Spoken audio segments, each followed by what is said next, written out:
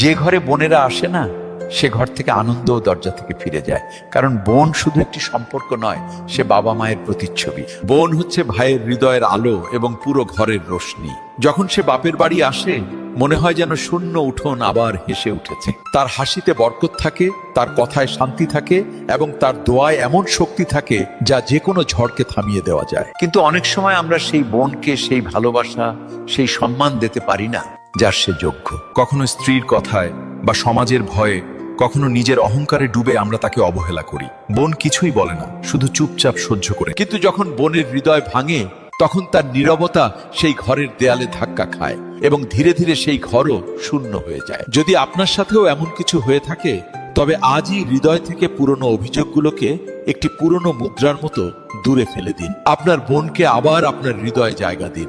তারপর দেখবেন ৩-৪ মাসেরই মধ্যেই আপনার ঘর আবার হেসে